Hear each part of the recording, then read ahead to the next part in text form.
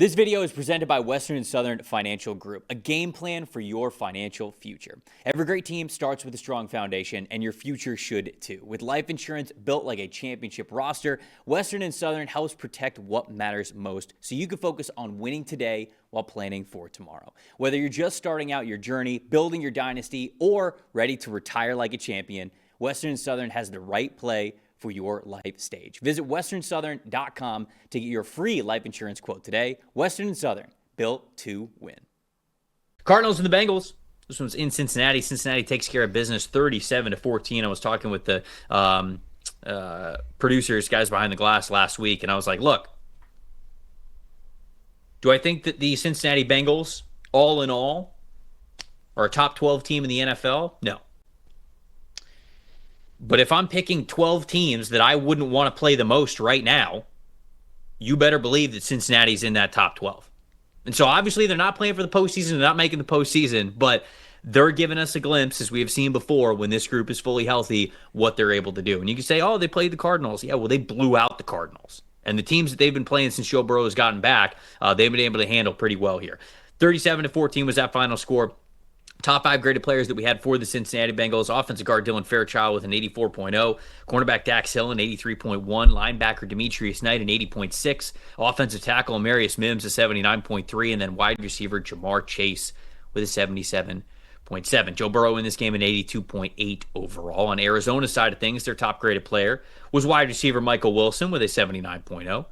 Linebacker Akeem Davis-Gaither with a 75.7. Offensive guard Isaiah Adams with a 73.2. Running back Michael Carter with a 69.4. Linebacker Cody Simon with a 69.0. And then Jacoby Brissett a 60.7.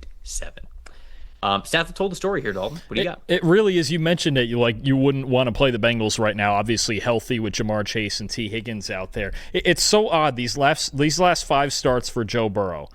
They scored 0 a couple weeks ago here in Cincinnati against Baltimore, right? In the other 4 starts, they've scored 32, 34, 37, 45, with a 0 just sandwiched in there, which it's just the strangest thing ever. But either way, I'm expecting the confetti to pop somewhere around here, but I'm going to say something that doesn't get said often around these parts. The Bengals' offensive line dominated this game.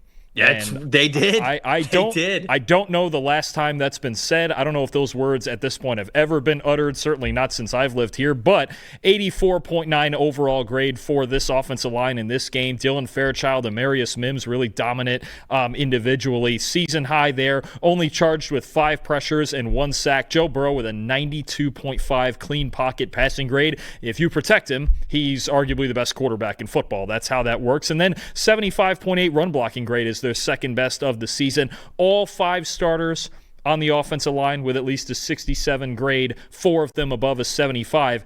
Boy, if the Bengals could just bottle this up and get their offensive line to play like this for a whole season, they would feel really good. And it's really been a stretch of their last, 5 or 6 games. Yeah, 6 games. 6 highest graded offensive line in the NFL since Week 12 with the number 1 pass blocking grade. Where has this been for 5 years? I seriously, if they could just keep this going into next season and go, hey, we've got a really good offensive line all of a sudden, then you're right. The Bengals become one of the scariest teams in football. Obviously, the Cardinals dealing with a lot of injuries up front and things like that, on the road, tough environment. But, the Bengals in the trenches dominated this game, and we don't get to say that much. Yeah, the Bengals' overall execution, I think, was what the stat that told the story here. They were 67% on third down, 10 for 15. They were 5 for 5 in the red zone. They have a 91% red zone percentage over the last 3 weeks, as you would expect. That's number 1 in the NFL. And they've been above 43% on third down all year long. That's top 10 in the NFL. You mentioned their offensive line, and I have some more stats there as my most impressive. You mentioned the 84.9 overall team blocking grade. From week 1 to week 7, Dalton, they never had a team blocking grade above 60, which, remember, 60 is neutral. 60 is, okay, everybody's doing their job appropriately. This is a fine, okay game here. They didn't have a single game from week 1 to week 7 with a team blocking grade above a 60. From week 1 to week 11, so you're going 4 more extra weeks, they didn't have a team blocking grade above a 70. From week 12 to week 17, they have had 4 games not only above 70 as a team, above 75.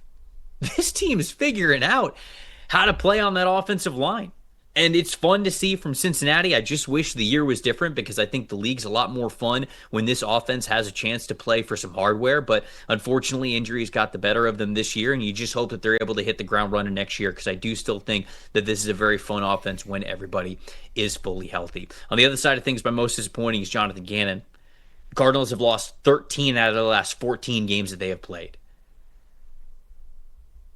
It doesn't sound like he's getting fired, but you're looking at a situation where this is sort of an obvious because obviously they're going to hire the best offensive coordinator they possibly can. I don't imagine that Drew Petzing is going to be back. Somebody has to be a major scapegoat for this team. And if Jonathan Gannon is not going to get fired, I think it's Drew Petzing who's no longer going to be there. I think they're going to put a lot of time and effort into this offensive hire because I think that this might be a very similar situation to that of Aaron Glenn that we talked about a little bit earlier, where all of a sudden the first 5-6 weeks of the season become very, very, very important for the Arizona Cardinals. You are in a division with 3 teams with unbelievable head coaches that are all going to make the playoffs this year, and all of them at one point looked like they could have been front runners for the number 1 overall seed and potentially even winning the Super Bowl. You have to nail this offensive coordinator hire, not only because we assume that they're probably going to have a new quarterback in next year, and you have to be good there, but if Jonathan Gannon, if the Cardinals start next year 1-4, I think he's gone early. And you have to have somebody that you are comfortable with putting in that interim role and giving them a shot to be a head coach through what would be, the second half of the season, maybe a little bit more than a second half of the way into the season. So if Gannon's going to be back, all eyes are on this offensive coordinator position because whoever it is could very well be the head coach of this team soon into 2026 if things don't go very well for them. And it feels like the Cardinals, with regard to the quarterback position in the draft, it feels like they're in the most tenuous spot because you have the Raiders picking first, you have the Jets picking third, and then the Cardinals picking fifth. Mm-hmm. Let's just say, look, we don't know what Dante Moore is doing. We don't know yet what Ty Simpson is doing out of Alabama.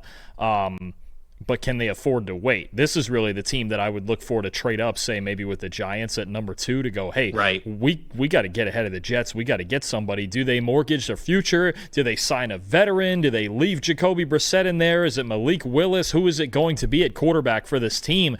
They've got a huge question to answer with that because Kyler Murray's not going to be there next year. I would be just shocked if he was, considering the way everything's gone down the last couple of years. So, I mean, this is going to be a very interesting team, especially to me with regard to the draft and how they're going to handle that.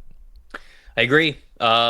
Anything else on this one? Most impressive, most disappointing, anything like that? Most impressive, I should say. Look, the Bengals, they have a lot to fix on defense, but I do like their cornerback room. Dax Hill, usually it's been DJ Turner this year, but Dax Hill was really good in this game. 84 coverage grade, only allowed 24 yards on 6 targets, 3 forced incompletions. So if nothing else, the Bengals have a little bit of hope in their secondary. They just got to go in this offseason and fix the front 7. Everyone's got takes. Numbers have truth. And the truth is, most people are betting with emotion. Sportsbooks feed on it. TikTok gurus sell it. The hype machine runs on it. That's how you lose. PFF is different. You're betting with winning data. The same data trusted by all 32 NFL teams and the sharpest minds in the game. PFF betting tools take every prop, every matchup, every angle, and run them through our custom models. Built on the best football data in the world. What comes back is your edge. Simple, sharp, and built to win. Want to go deeper? PFF puts a pro-level analytics department in your hands, giving you the same insights teams use to find every advantage. Build your game plan with matchup analysis. Project every snap, every matchup, and every edge before kickoff. Because the smartest plays start long before Sunday. Hit rates show how a player performs against their prop and against defenses built the same way. It's the data that gives you real confidence in every pick. Next, Key Insights translates PFF data into the story behind every matchup, giving you the why that powers your bets. From coverage schemes to defensive looks, it's the context that turns raw numbers into winning decisions. When you're ready to take action, filter through every prop on the market and focus on the opportunities that matter, by game, matchup, or value. Then, shop for the best available line in your area and tap your book of choice to place the bet instantly. Everyone's got takes, but now you've got truth.